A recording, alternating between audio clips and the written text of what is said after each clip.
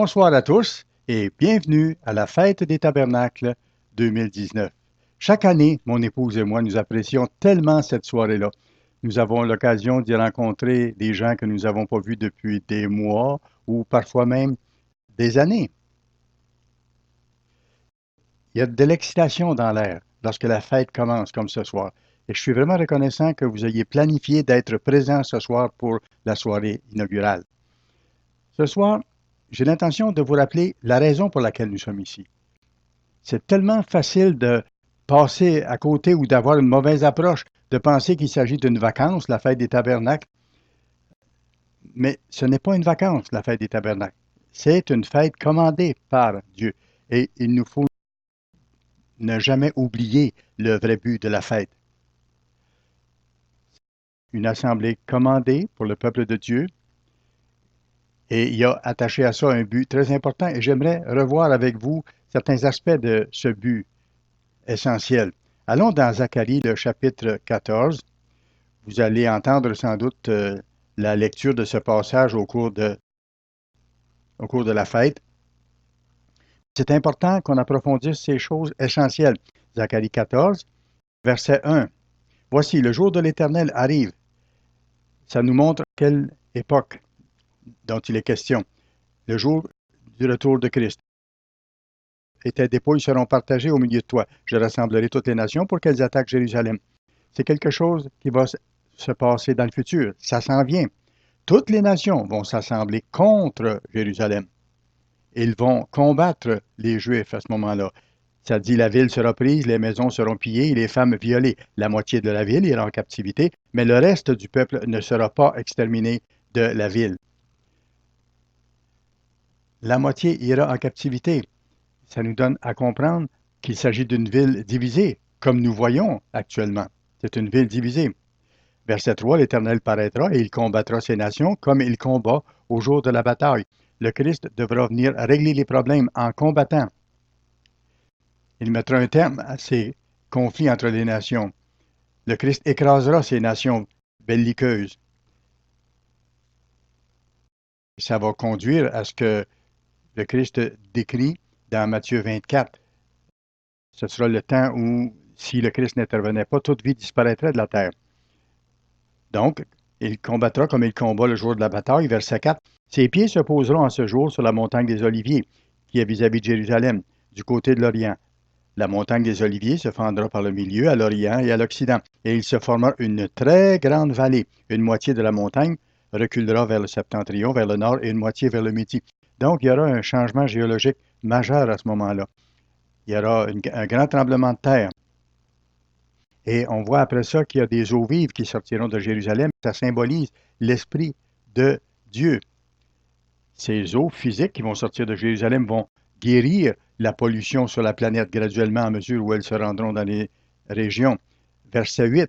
En ce jour-là, des eaux vives sortiront de Jérusalem et couleront moitié vers la mer orientale et moitié vers la mer occidentale. Il en sera ainsi été et hiver. L'Éternel sera roi de toute la terre. En ce jour-là, l'Éternel sera le seul Éternel et son nom sera le seul nom. Alors le Christ va revenir et il va sauver les Juifs de ce qui vient. Pas seulement les Juifs, mais toute l'humanité en réalité. Le Christ va devoir le faire de la seule manière pour que l'humanité comprenne, c'est avec force. Il va défaire les nations, il va combattre et écraser les nations venues pour attaquer Jérusalem. On voit la description de cette même époque dans Apocalypse, le chapitre 19. Apocalypse, chapitre 19, à partir du verset 11. L'Église se sera préparée. Il y aura mariage entre le Christ et son Église. Et on voit au verset 11, « Puis je vis le ciel ouvert, et voici parut un cheval blanc. Celui qui le montait s'appelle fidèle et véritable, et il juge et combat avec justice. Ses yeux étaient comme une flamme de feu. Sur sa tête étaient plusieurs diadèmes. Il avait un nom écrit que personne ne connaît si ce n'est lui-même. Et il était revêtu d'un vêtement teint de sang. Son nom est la parole de Dieu. » Verset 14. Les armées qui sont dans le ciel le suivaient, sur des chevaux blancs, revêtus de fin lin blanc pur. ça indique que nous allons revenir avec le Christ sur la terre. Nous allons le rencontrer dans les airs, mais nous allons redescendre avec lui sur le mont des Oliviers, là où il mettra un terme à ses ennemis. Verset 15, de sa bouche sortait une épée aiguë pour frapper les nations. Il les pètera avec une verge de fer. Et il foulera la cuve du vin de l'ardente colère de Dieu Tout-Puissant. Vous savez, le monde n'aime pas parler ou entendre parler de la colère de Dieu. Le monde aime entendre plutôt parler de l'amour de Dieu. Mais en réalité, c'est comme un parent qui doit parfois corriger ses enfants. Dieu devra corriger l'humanité. Parfois, avec un enfant qui est rebelle, ça implique de la colère et une intervention forte pour aider un enfant à ne pas se détruire, à détruire les autres. Parfois, certains enfants font des choses qui doivent être arrêtées parce que c'est dangereux pour eux et pour d'autres. Le Christ va revenir avec colère, par amour, pour s'occuper de l'humanité. Il aime l'humanité et il veut l'amener à la repentance. Lorsque nous arriverons au 8e jour, au dernier jour de la fête, nous allons en parler davantage. Verset 16, il avait sur son vêtement et sur sa cuisse un nom écrit, Roi des rois et Seigneur des seigneurs. Souvent, les gens lisent ça. En fait, la pièce musicale Le Messie de Handel parle du roi des rois et du Seigneur des seigneurs, mais les gens ne réalisent pas. Il est le roi de quel roi et il est le Seigneur de quel petit Seigneur? La Bible nous dit exactement de quoi il s'agit lorsqu'on regarde ça. Nous allons voir ça dans quelques instants. Allons à Luc chapitre 19. Luc chapitre 19, parce que ça nous montre qui seront ces petits seigneurs. Luc 19, verset 11. Ils écoutaient ces choses et Jésus ajouta une parabole parce qu'il était près de Jérusalem et qu'on croyait qu'à l'instant le royaume de Dieu allait paraître. Ils connaissaient le message du Christ, ils avaient entendu parler du gouvernement de Dieu, du royaume, mais ils ne savaient pas à quel moment ça allait se passer ni quand ça allait être établi. Jésus dit donc, un homme de haute naissance s'en alla dans un pays lointain pour se faire investir de l'autorité royale et revenir ensuite. De toute évidence, cet homme-là représente le Christ, cet homme de haute naissance. Il est allé au ciel, très loin. Il est allé là pour être investi de l'autorité royale pour revenir. Et on peut lire ça dans le livre de Daniel, chapitre 7, où il est question du couronnement de ce roi. Il appela verset 13 10 de ses serviteurs, leur donna 10 mines, une quantité d'argent, et leur dit, faites-les valoir jusqu'à ce que je revienne. Mais ses concitoyens le haïssaient, et ils envoyèrent une ambassade auprès de lui pour dire, nous ne voulons pas que cet homme règne sur nous. C'est notre monde aujourd'hui, ça décrit ça. Le monde ne veut pas que le Christ règne sur eux. Ils ne veulent pas se soumettre à la parole de Dieu, absolument pas. Notre monde haït le Christ, haït Dieu, même si certains peuvent dire qu'ils aiment Dieu.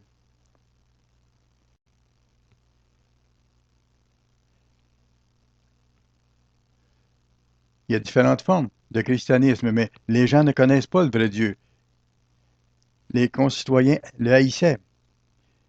Ils lui ont dit, nous ne voulons pas que cet homme règne sur nous. Mais cet individu, Jésus-Christ, va régner sur eux. Verset 15. Lorsqu'il fut de retour, après avoir été investi de l'autorité royale, il fit appeler auprès de lui les serviteurs auxquels il avait donné l'argent, afin de connaître comment chacun l'avait fait valoir. Le premier vint et dit, Seigneur, ta mine a rapporté 10 mines.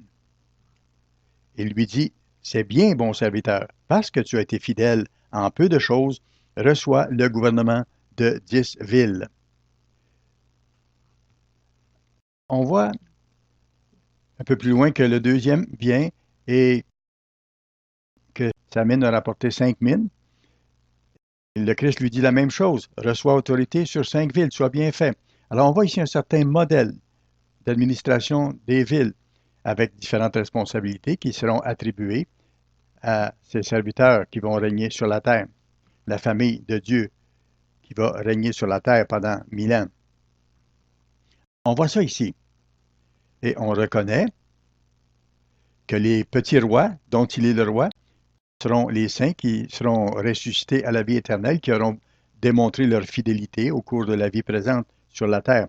Allons à Apocalypse, encore une fois, Apocalypse chapitre 20 maintenant.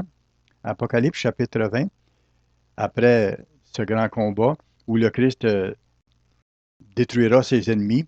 Verset 1. Puis je vis descendre du ciel un ange qui avait la clé de l'abîme, une grande chaîne dans sa main. Il saisit le dragon, le serpent ancien, qui est le diable et Satan, et il le lia pour 1000 ans.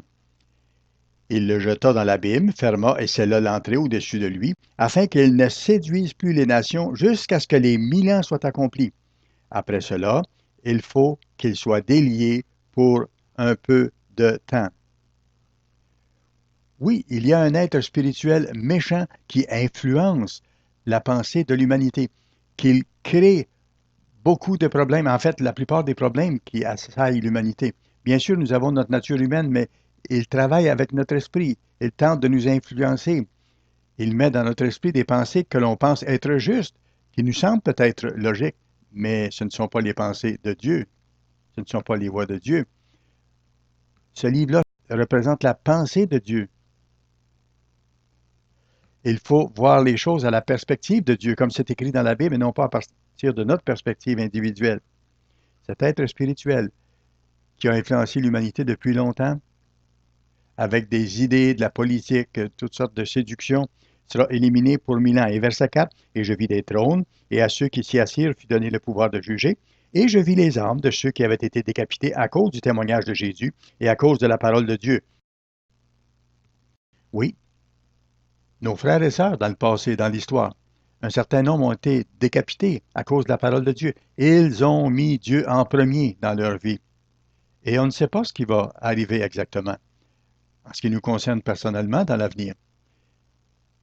Mais nous voyons que selon la direction que le monde prend, on voit à partir du 5e sceau dans Apocalypse 6 qu'il vient un temps de persécution sur le peuple de Dieu. Certains des membres de l'Église seront persécutés. Il y a des temps difficiles qui s'en viennent. Mais comme Jésus a dit dans Luc 14, verset 26, il dit, si quelqu'un vient à moi sans me préférer à son père, à sa mère, à sa femme, à ses enfants, à ses frères, à ses sœurs et même à sa propre vie, il ne peut pas être mon disciple. Frères et sœurs, il nous faut comprendre qu'on ne peut pas jouer à l'Église. M. Bénédicte nous a expliqué ça tellement souvent. Il faut être là de tout cœur. C'est le but de notre vie. Il faut mettre le Christ en premier dans notre vie. Disposé à le mettre en premier.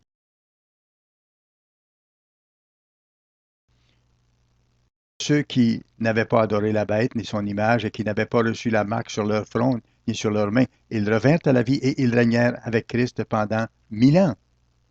Nous voyons ici ce qui va se passer à la toute fin. Il vient un temps de grande détresse, un temps de trouble extraordinaire. Jésus va revenir, il sera roi de toute la terre. Il va régner à partir de Jérusalem, vous et moi, et tous les serviteurs fidèles de Dieu, jusqu'à la fin, seront avec lui pour administrer la terre, en tant que petit roi sous le grand roi des rois et petit seigneur sous le grand seigneur. On voit dans Apocalypse 5, on le voit très bien dans Apocalypse 5, le verset 9, et il chantait un cantique nouveau en disant, tu es digne de prendre le livre, d'en ouvrir les sceaux, car tu as été immolé et tu as racheté pour Dieu par ton sang. Il faut que nous soyons rachetés à cause de nos actes mauvais, à cause de notre méchanceté. Tu as racheté pour Dieu par ton sang des hommes de toute tribu, de toute langue, de tout peuple. Dieu aime les gens de toute race sur la face de la terre. Ceux qui vont faire partie de son peuple, à la toute fin, vont venir de toutes les nations et de tout peuple. Tu as fait d'eux, verset 10, un royaume, donc un gouvernement, et des sacrificateurs, des enseignants pour notre Dieu, et ils régneront sur la terre. Voilà ce qui nous attend. Retournons à Zacharie, s'il vous plaît, chapitre 14. Zacharie, chapitre 14, et voyons ce qui va se produire après que les ennemis du Christ auront été écrasés. Il y a un événement très spécial qui va se passer à ce moment-là pour les survivants sur la terre. Ils auront la même occasion ou la même chance que vous avez, vous et moi, maintenant. Ils pourront se réunir le 15e jour du 7e mois, chaque année, pour célébrer la fête des tabernacles. Voyez le verset 16 de Zacharie 14. Tous ceux qui resteront de toutes les nations venues contre Jérusalem, il y aura donc des survivants de cette grande guerre qui se passera à ce moment-là. Des gens peut-être qui auront été en dehors des champs de bataille ou à des distances plus éloignées, mais ce sont des survivants. Tous ceux qui resteront de toutes les nations venues contre Jérusalem monteront chaque année pour adorer le roi, l'Éternel des armées, et pour célébrer la fête des tabernacles. Peut-être vous dites pourquoi est-ce qu'il mentionne la fête des tabernacles plutôt que de mentionner la Pâque ou la fête de la Pentecôte ou une autre fête.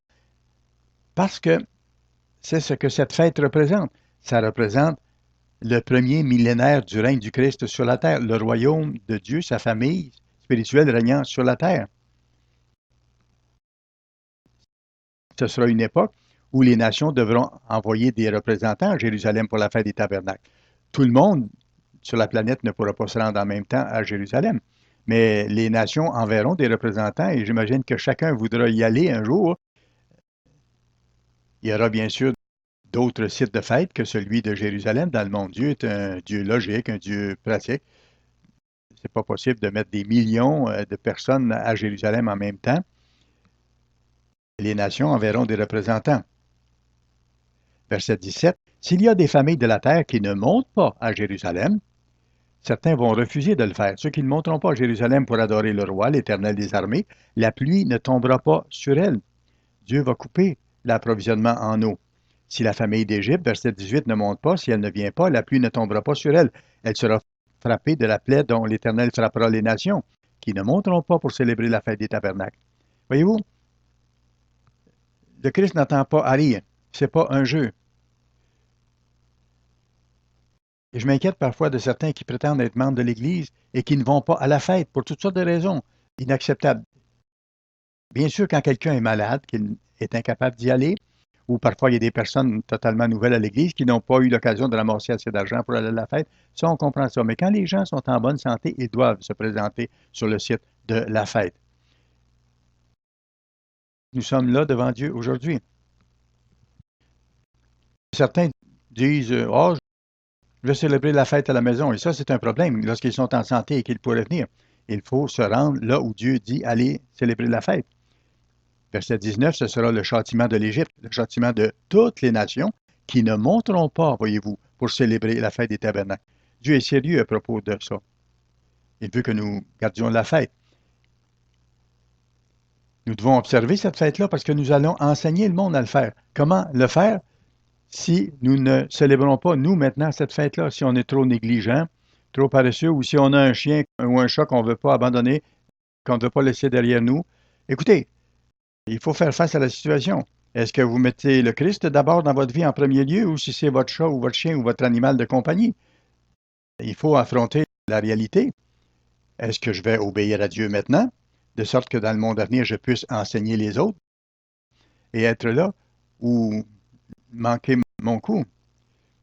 Plusieurs d'entre vous, vous avez déjà fait cette décision, vous êtes là à la fête. Certains sont à la maison parce qu'ils sont malades ou incapables de se rendre. Et encore une fois, ceux qui ne peuvent pas venir, nous comprenons très bien et personne ne les critique. Mais il faut être honnête là-dedans. Et chacun doit se demander, est-ce que je suis capable d'y aller à la fête ou non? Et si je suis capable d'y aller, il faut que j'y sois. Dans certains cas, vous savez, on a déjà même conseillé à des gens de ne pas venir à la fête parce qu'ils n'étaient pas dans une bonne condition. Je me rappelle du cas d'une femme à qui on avait déconseillé de venir à la fête. Elle est venue quand même et elle a terminé à l'hôpital dans des conditions vraiment difficiles. Il y a des gens qui ne devraient pas monter à la fête, mais la majorité doivent monter à la fête parce qu'ils en sont capables. Allons dans Deutéronome chapitre 14, s'il vous plaît. Deutéronome chapitre 14. On doit le souligner. Dieu nous donne le moyen par lequel on peut se préparer pour aller à la fête. Deutéronome 14, verset 22. Voici le moyen que Dieu nous donne. Tu lèveras la dîme, 10% de tout ce que produira ta semence, de ce que rapportera ton champ chaque année. Je me rappelle un homme, en fait c'était même un ministre dans notre ancienne organisation, il y a plusieurs années, qui disait, on n'a pas vraiment besoin de faire ça chaque année, c'est juste chaque 3 années. Il mélangeait la troisième dîme avec la deuxième dîme, mais de toute façon, l'Écriture est très claire ici. Il dit, chaque année, tu lèveras la dîme de ce que rapporte ton champ. Verset 23, et tu mangeras devant l'Éternel ton Dieu, dans le lieu qu'il choisira pour y faire résider son nom, la dîme de ton blé, de ton huile, et les premiers-nés de ton gros et de ton menu bétail, afin que tu apprennes à craindre toujours l'Éternel ton Dieu. Voilà le but pour lequel nous sommes ici. Pas simplement pour avoir du plaisir. Bien sûr, on peut s'amuser. Dieu veut qu'on se réjouisse à sa fête et qu'on ait du plaisir. Mais on ne doit pas seulement avoir des amusements temporaires. Dieu veut qu'on développe d'abord une relation avec lui et développer une relation avec les autres, qu'on fraternise avec les autres dans un but précis, à penser pourquoi nous sommes ici. Nous venons à chaque assemblée, chaque jour, pour apprendre, afin que tu apprennes à craindre l'Éternel, ton Dieu. Si ce n'est pas notre but, en venant à la fête, nous sommes ici pour les mauvaises raisons. Nous ne sommes pas ici pour une vacance, ni pour manquer des assemblées, ni pour aller sur la plage durant la journée, prendre une bière à côté sans venir à l'assemblée. On vient ici pour être enseigné, pour apprendre. Verset 24, peut-être lorsque l'Éternel ton Dieu t'aura béni, le chemin sera-t-il trop long pour que tu puisses transporter ta dîme à cause de ton éloignement du lieu qu'aura choisi l'Éternel ton Dieu pour y faire résider son nom? Ça s'applique à la plupart d'entre nous aujourd'hui ici. Alors tu échangeras ta dîme contre de l'argent, tu serreras cet argent dans ta main et tu iras au lieu que l'Éternel ton Dieu aura choisi. Voyez-vous, c'est logique parce que ce ne serait pas normal d'amener 2 vaches ou 2 agneaux ou 2 chèvres avec nous à la fête. Voyez-vous, Dieu leur disait, vendez ces animaux-là, changez leur valeur en argent et vous acheterez sur place ce que vous aurez besoin pour célébrer la fête. Bien sûr, il y a certaines personnes qui sont des fermiers ou des jardiniers qui peuvent amener des choses à la fête pour manger, mais la plupart d'entre nous, nous ne sommes pas des gens qui travaillent dans le domaine de l'agriculture. Verset 26. Là, sur le site de la fête, tu achèteras avec l'argent tout ce que tu désireras, des bœufs, des brebis, du vin, des liqueurs fortes, tout ce qui te fera plaisir. Tu mangeras devant l'Éternel ton Dieu et tu te réjouiras, toi et ta famille. Toute la famille doit se réjouir. N'oubliez pas ça, messieurs. Assurez-vous que toute votre famille se réjouisse. Au cours des années, je me suis rendu compte que se réjouir à la fête, c'est pas simplement juste faire le plus de choses possible, de passer notre temps au parc d'amusement. Ça peut être agréable sur le coup, malgré qu'il y a des longues lignes d'attente et sous le soleil et d'autres choses, et on revient très fatigué à la fin de la journée. Ce qui est important, c'est de passer du temps avec les frères et sœurs et de faire des choses ensemble. Ça, c'est important. Que ce soit pour nos adolescents, nos enfants ou pour les adultes. Passons du temps ensemble. C'est beaucoup plus valable que les choses physiques qu'on peut faire. Bien sûr, on peut profiter des choses physiques. On peut aller à des parcs d'amusement, bien sûr, mais il ne faut pas que ce soit la priorité de la fête. Absolument pas. C'est un complément à la fête, non pas la chose principale. Tu te réjouiras, toi et ta famille. Allons maintenant à Lévitique, le chapitre 23. Il y a une leçon pour nous ici. Lévitique, chapitre 23. Nous allons lire ici à partir du verset 42. Vous demeurerez pendant 7 jours sous des tentes. Des tentes, ce sont des demeures temporaires pendant 7 jours. Tous les indigènes en Israël demeureront sous des tentes. Nous sommes aujourd'hui des Israélites spirituels et les endroits où nous vivons à la fête, les chambres d'hôtel et de motel, ce sont des lieux de demeure temporaires. lors de la transfiguration, quand le Christ était sur la montagne, Moïse et Élie leur sont apparus dans une vision et le Christ était sous son aspect glorieux devant Pierre, Jacques et Jean. Pierre, vous vous rappelez ce que Pierre a fait à ce moment-là? Pierre a demandé à Jésus, il dit, est-ce qu'on devrait faire une tente pour toi, une tente pour Moïse et une tente pour Élie? Pourquoi il parlait de cette façon-là? Parce que Pierre associait le millénium à venir avec la fête des tentes, avec la fête des tabernacles. Alors ici, nous faisons la même chose. Nous vivons dans des tentes, dans des demeures temporaires. Verset 43, afin que vos descendants sachent que j'ai fait habiter sous des tentes les enfants d'Israël, après les avoir fait sortir du pays d'Égypte. Je suis l'Éternel, votre Dieu. Pourquoi les faire habiter sous des tentes? Ce sont des demeures temporaires. Il y a en ça un message très puissant pour nous. Individuellement, dans notre corps, sur la terre, nous vivons une vie temporaire. Ce n'est pas le but réel de l'existence. Le but, ce n'est pas d'avoir le plus de succès possible, de posséder le plus de choses et de faire le plus de choses. Bien sûr, si c'est possible, c'est bien d'avoir une vie abondante, facile et agréable, mais ce n'est pas le but de la vie. Plus je vieillis, plus je me rends compte que la vie passe tellement vite. Plus on est proche de notre fin individuelle. Lorsqu'on est jeune, on ne comprend pas ça vraiment. La vie que nous vivons, elle est très temporaire. Et il y a beaucoup de gens qui n'ont pas le privilège de vivre. Il y a beaucoup qui décèdent à un très jeune âge. Pourquoi sommes-nous ici? Il faut comprendre le but de la vie. Et à cette fête des tentes ou des demeures temporaires, Dieu nous apprend que nous sommes temporaires dans cette demeure physique. Paul disait, je désire quitter cette tente en parlant de son corps pour être auprès de Christ. Écoutez, dans le monde de demain, quand nous serons transformés, nous ne serons jamais malades, jamais fatigués. Ça sera formidable. Je me rappelle quand je suis arrivé à l'Église, je ne pouvais pas imaginer que le royaume allait venir le lendemain ou très proche. Je me rappelle qu'une fois, il y a des gens qui parlaient entre eux, des hommes qui parlaient entre eux, et quelqu'un a dit, vous savez, si le royaume était établi demain, ce ne serait pas trop tôt. Et moi, j'avais 19 ans. Je me disais, non, c'est trop tôt pour moi. Pourquoi? Parce qu'il y avait des choses que je voulais vivre avant que le royaume arrive. Mais pour ceux d'entre nous qui sont plus âgés maintenant, on regarde en rétrospective et on réalise que cette vie, même si elle est bien et bonne dans certaines circonstances, elle est temporaire et elle est très courte. Il y a des rappels importants que je vais vous donner avant de terminer mon message. Nous devons venir à l'Assemblée chaque jour de la fête. Il y a des gens à qui ça arrive parfois de dire, bon, telle journée durant la fête, je vais aller à la pêche.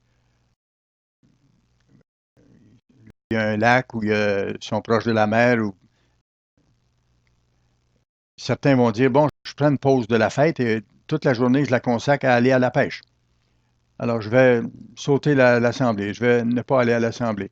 Ou je vais aller à ce parc d'amusement, je vais prendre toute la journée pour y aller. Ou je vais aller faire une tournée en voiture pour voir le paysage. Je vais voyager toute la journée et j'irai à la fête demain. Non, c'est pas ce qu'il faut faire. Je me rappelle, il y a quelques années, que les gens avaient échangé des choses par écrit là-dessus. Il y avait un individu qui disait, pourquoi est-ce qu'il faut aller à une assemblée chaque jour de la fête des tabernacles et même le huitième jour, le dernier grand jour? Pourquoi est-ce qu'on doit aller là chaque jour? Quelqu'un lui a dit, c'est parce que c'est la tradition de l'Église. D'une façon, oui, c'est la tradition de l'Église, mais c'est une très longue tradition. Allons dans Néhémie, le chapitre 8, Néhémie, le chapitre 8 et le verset 18. Néhémie 8, 18.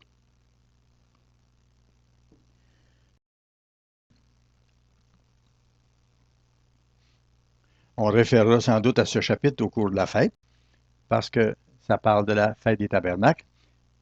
Verset 18. On lut, donc c'est Esdras qui le fit en particulier, on lut dans le livre de la loi de Dieu chaque jour, depuis le premier jour jusqu'au dernier. On célébra la fête pendant 7 jours, et il y eut une assemblée solennelle le 8e jour, comme cela est ordonné. Il y avait donc une assemblée chaque jour, y compris le 8e jour. Eux, dans ce temps-là, avaient certaines choses à faire aussi parce qu'ils devaient faire des sacrifices, il y avait certains rituels qu'ils devaient accomplir. Aujourd'hui, ça n'existe plus, mais nous devons aujourd'hui célébrer la fête pendant les 8 jours, assister à chaque réunion. Alors, faites-vous un devoir d'être présent chaque jour à la fête, en autant que vous êtes en santé, que vous n'êtes pas contagieux. Bien sûr, si vous avez une maladie qui peut être transmise à d'autres, par amour, vous devez rester à l'écart. Sinon, vous devez vous faire un devoir d'être présent à chaque jour, à chaque assemblée. Faites attention pour rester alerte. Parfois, lorsqu'on est nouveau dans l'Église, je le sais, on a tous fait ça. On veut faire le plus de choses possible. On reste éveillé tard le soir et on revient le lendemain matin à l'Assemblée. On est fatigué, on a de la difficulté à suivre. Il ne faut pas faire ça. Faites preuve de sagesse et de caractère. Faites preuve de sagesse. Établissez les priorités. Ne vous laissez pas aller dans le courant de faire plein de choses et de vous fatiguer et d'oublier le but pour lequel vous êtes à la fête et pour lequel vous devez être en forme. Soyez en forme pour recevoir les messages. Priez pour les messages. Demandez à Dieu de vous aider à comprendre. Et demandez à Dieu d'inspirer ceux qui donnent les messages. Et à ce moment-là, il y aura des grandes bénédictions pour vous et de grands bénéfices que vous allez en retirer. Le deuxième point sur lequel je vais attirer votre attention, c'est n'oubliez pas ceux qui ont besoin d'un peu plus d'attention. Dans Néhémie 8 et le verset 10, qu'est-ce qu'il est écrit ici? Il leur dit, allez, mangez des viandes grasses et buvez ce qui est doux, et envoyez des portions à ceux qui n'ont rien de préparé, car ce jour est consacré à notre Seigneur. Ne vous affligez pas, car la joie de l'Éternel sera votre force. Voyez-vous, ils devaient envoyer des portions de nourriture à d'autres qui étaient moins fortunés qu'eux ou qui étaient dans des circonstances plus difficiles. Nous avons des veuves dans l'Église. Ce n'est pas une question de leur donner de l'argent nécessairement, mais de leur porter attention, de prendre du temps avec elles, de les inclure dans nos activités. Si vous recevez quelqu'un à manger dans votre chambre d'hôtel, dans votre condo, invitez les veuves. Pensez aux personnes qui sont nouvellement arrivées dans l'Église aussi. Considérez ceux qui sont nouveaux dans votre Église. Faites-les se sentir, faire partie du groupe, de se sentir accueillis. Peut-être qu'ils sont limités dans leur deuxième dîme. Ça peut les aider, ça peut les encourager. Ici, bien sûr, je ne parle pas des gens qui ne mettent pas de côté l'argent de deuxième dîme, comme ça s'est passé des fois dans le passé, qui venaient à la fête en espérant que les autres allaient leur fournir ce qui leur manquait. Ils ne mettaient pas de côté ce qu'ils auraient dû mettre de côté, mais ils comptaient sur les autres, alors que les autres faisaient des sacrifices pour aller à la fête. Non, ça, c'est pas la bonne approche. Je parle ici de nouvelles personnes qui arrivent, qui n'ont peut-être pas tous les moyens, ou des membres de l'Église qui ont peut-être eu une année difficile, qui ont peut-être perdu leur emploi, ou qui ont connu certaines épreuves qui les ont placés dans une situation financière difficile. Il faut penser à ces gens-là et s'en occuper, mais particulièrement les personnes nouvelles. Et bien sûr, on doit considérer tout le monde.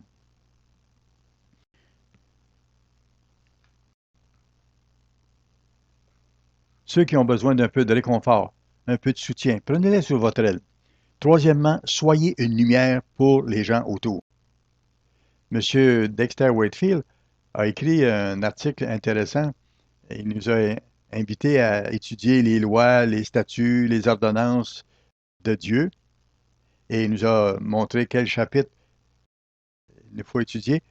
Allez à Deutéronome chapitre 24, s'il vous plaît. Deutéronome chapitre 24. Regardez les versets 14 et 15. Deutéronome 24, verset 14. Tu n'opprimeras point le mercenaire, c'est-à-dire l'employé, pauvre et indigent, qu'il soit l'un de tes frères ou l'un des étrangers demeurant dans ton pays, dans tes portes. Verset 15. Tu lui donneras le salaire de sa journée avant le coucher du soleil, car il est pauvre, et il lui tarde de le recevoir.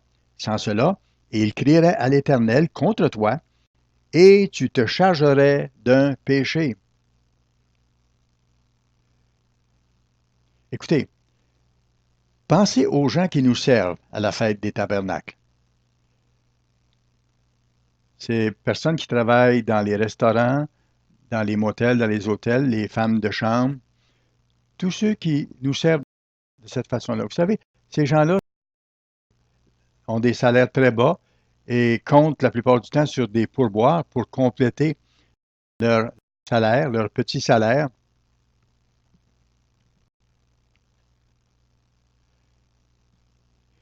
Parfois, ils sont limités même dans les heures qu'ils ont pour travailler. Ce n'est pas des gens qui sont dans une grande abondance. Il dit, verset 14, tu n'opprimeras point le mercenaire ou l'employé, pauvre et indigent, qu'il soit l'un de tes frères ou un étranger. Certains sont peut-être des immigrants et peut-être des immigrants illégaux aux États-Unis ou en Europe ou dans d'autres parties du monde. C'est pas ça l'important. Ça dit ici que ce soit un de tes frères ou un des étrangers qui est dans tes portes. Prends-en soin. Autrement dit, Dieu ne nous dit pas de prendre tout notre argent pour l'envoyer à l'Église, c'est pas ça.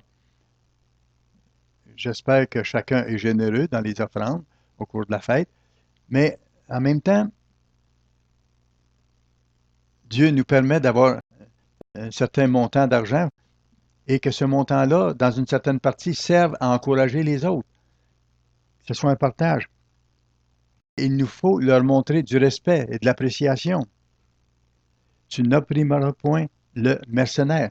Ça, c'est quelqu'un qui vous sert durant la fête. Ils servent d'autres gens, bien sûr, mais ils vous servent, vous, personnellement. Nous devons prendre soin de ces gens-là. Nous devons être une lumière dans le monde. On ne doit pas les opprimer, mais lui donner, pour ainsi dire, son salaire. Ceux qui travaillent dans les restaurants, les femmes de chambre, on peut le faire sur une base quotidienne ou autrement, selon les circonstances. Vous savez, nous sommes ici sur la Terre pour une très courte période de temps. Ça nous montre que nous vivons dans une demeure temporaire, notre corps actuel, la vie qui nous est accordée. La fête n'est pas un temps de vacances. Il faut éliminer cette idée, cette fausse idée. C'est une fête de Dieu et ça a un sens profond pour nous. Dieu nous donne par la fête une image, une perspective, même si c'est tout petit, comment ça va être dans le millénium à venir. Il nous donne, à nous qui sommes appelés maintenant, d'entrevoir ces choses-là, d'en être encouragés. Gardons cette vision d'ensemble dans l'esprit et passons une très belle fête des tabernacles 2019.